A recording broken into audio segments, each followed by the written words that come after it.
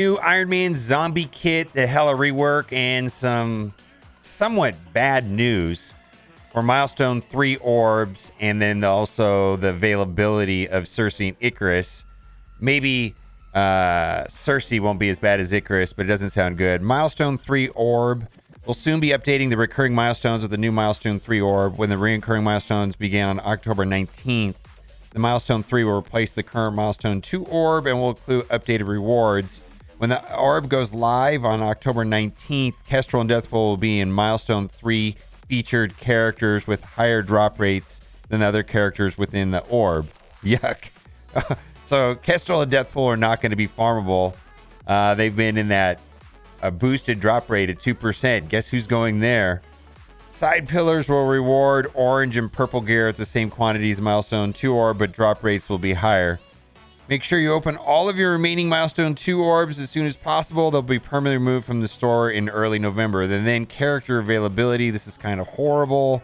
Kind of expected this in some degree. I hate to say it, but this is not, in my opinion, considered to be farmable. It's just, it's kind of trash, actually. Grab shards for these 3 powerful heroes' upcoming updates and character availability. October 18th, Braun is going to the basic orbs, the 4 orbs right there, and the supply store to make way for his update. Longshot is leaving the mega orb. Okay. Then on October 19th, Icarus and Cersei were replacing Kestrel and Deathpool as premium orb exclusives. As a reminder, Kestrel and Deathpool will be featured characters in the new Milestone 3 orb. Also, this is like the only upside to this right here. Also, Cersei will have an additional availability in a separate area of the game a few weeks later. So, looks like they're holding on to Icarus indefinitely, and he's going to be going into the 2% drop rate in the premium orb, which is not that exciting. That's where basically Deathpool and Kestrel are now. So, not good news if you were looking to be able to farm Icarus at all. Boo! Boo, boo, boo, boo. All right, we're going to get into the kits for Zombie Iron Man and Hela. Looks like they're going to be war offense, and from reading the kits, to me, looks like it makes the most sense to be paired up with the Tangled Web because of all the bleed mechanics. It looks like, and then Hela's going to get more bleed mechanics on her basic and her special. Let's just get right to the kit. Iron Man Zombie is a brawler and ironically has high health stats. He uses his zombie powers to mind control his enemy via his basic, special, and passive ability. Lots of mind control, especially if they got bleed on his passive. His passive ability is a special note because he mind controls an enemy who takes damage from bleed on their turn, regardless of who inflicted the bleed. You're going to get more bleeds there from Hela, and this is also why I think that pairing them up with Tangled Web makes a lot of sense. Iron Man Zombie is injected with even more life on war offense, and that makes sense to me because there's always going to be problems with Greg's, the Undead Asgardians, where a team like with Carnage or Jubilee can just chew them up. As mind control enemies gain additional damage from their attacks when Iron Man Zombie is greater than 50% health. Additional damage for their attacks, and when Iron Man Zombie has greater than 50% health, he and his allies can't be stunned and enemies can't gain death proof. All right, let's go to his passive and then we'll work backwards from there. On spawn, gain defense up for 2 turns. When an enemy takes damage from bleed, this is huge. Mind control that character to attack the most injured enemy. Mind controlled characters attacks minus 30% damage. Gain 50% health. Non-summoned undying allies gain 50% max health, so that's going to be Hela. And she's going to have a stat rework also, which we're going to go over in a minute. If Hela is an ally, 100% chance to revive with 50% of this character's max health, so have a revive once. On war offense, instead of doing minus 30% damage, it'll do plus 30% damage. So this is going to be a war offense team. I just don't see it any other way. On spawn, if Hela is an ally, apply defense up for 2 turns to all non-summoned allies. If this character's health is greater to or equal to 50%, stun cannot be applied to this character or any ally. And then if this character's health is greater to 50%, enemies can't gain death proof. And then enemies with bleed take an additional 25% damage. Pretty big deal. Now let's get to his ultimate, corrected Unibeam, which will not be going off turn 1.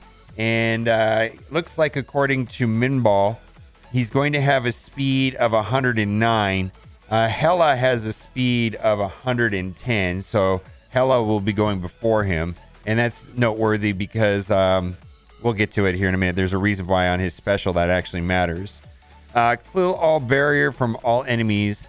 Attack for 500% piercing. This attack gains 100% crit chance against any enemy with bleed. So probably will be Raider. Prolong the duration of all negative effects, excluding trauma and stun, on all enemies by 1. Very nice. Apply defense up for 2 turns to all enemies. Apply defense up for 2 turns to all enemies. I wonder if that's a typo. What do you think? Fill speed bar for all summon undead Asgardians by 30%. Characters killed by this attack cannot be revived. Gain 1500% extra focus for this attack. On war offense, and if Hell is an ally, clear all charge from the primary target and enemy with the highest resistance. Interesting. This is the only part I don't know. Why would you want to give defense up to your opponents? Anyways, let's move on to his energy his undead barrage special. Energy cost 4/4. Attack primary target for 450% damage. Apply bleed for 2 turns. Disrupted for 2 turns. And ability block for 2 turns. Mind control the primary target to attack the most injured enemy that does not have bleed. Okay, I'm hearing in from the community manager, Archangel, that this is a typo right now and that it's being fixed. So this is a typo. Hot off the press. Yes, that's a typo. Fixing it now. All right, so apply defense up. I'm sure that is not defense up. We'll see what that actually ends up being. We'll refresh it before we get to the end of this. All right. It does not have bleed. Control enemies gain 50% damage for this attack. So mind control also applies on his special. Fill defense down. All right.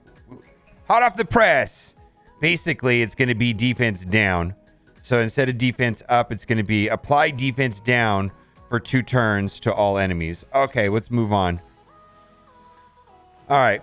Apply bleed, disrupted in ability block. Mind control the primary target to attack the most injured enemy that does not have bleed. The controlled enemy gains 50% damage for this attack. Fill speed bar for all summoned undead Asgardians by 30%. And then fill the speed bar of a random Hela by 10%. And I was thinking if Hela was slower, that means she would go immediately after him. No, but she's 1 speed faster than Iron Man, so that's not the way it works. And then gain 500% extra focus for this attack. This attack cannot be blocked. All right, let's keep going. And then his basic attack seemed very powerful also, specifically on war offense. Attack the primary target for 290% damage and apply 2 bleed. Mind control the primary target to attack the most injured enemy that does not have bleed. On war offense, the controlled character gains 50% damage for this attack. Fill the speed bar of all summoned undead Asgardian allies by 30%.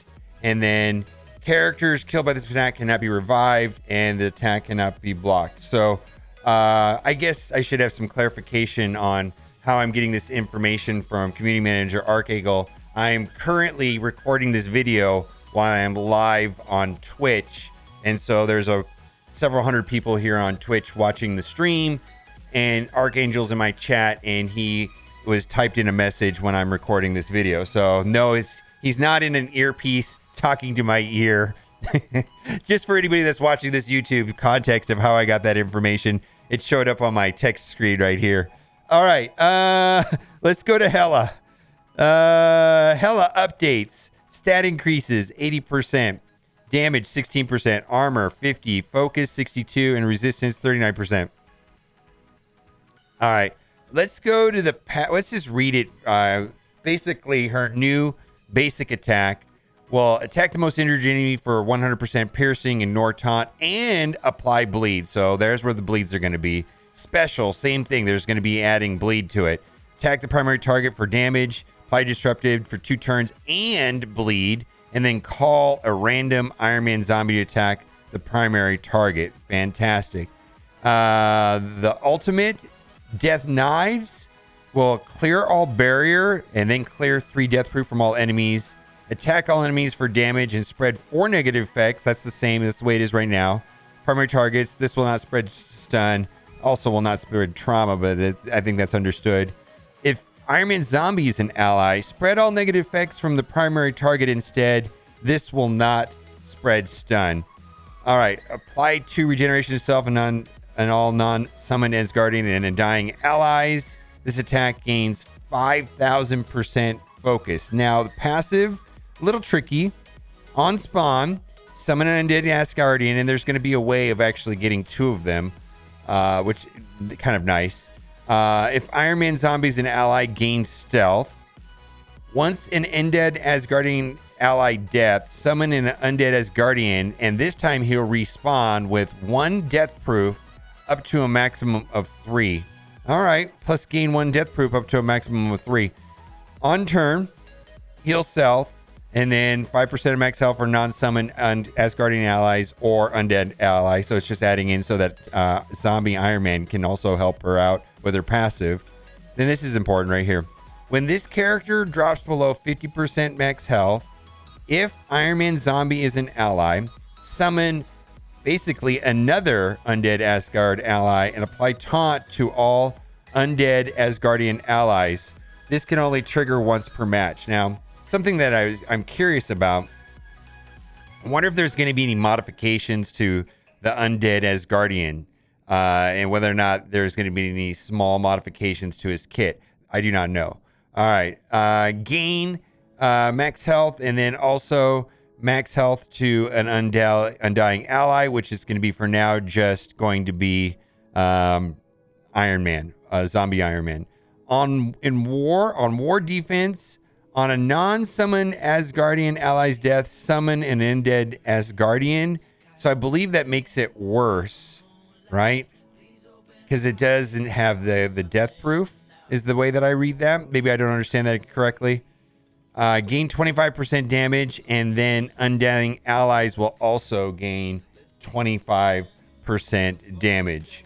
A lot of information about the events, which I will probably go over in another video. I want to talk about the Famine Saga coming back. Famine Saga will be coming back as soon as the Scourge event ends. And this will give us the ability to upgrade basically the basic attack on Rogue, and then also the passive on Rogue, which will give additional damage to Horseman allies. For now, that'll be Morgan Le Fay and Red Hulk. When they're on the same team, they'll get an extra 25% damage. So that event will be starting on the 18th as well. All right, let me know what you think.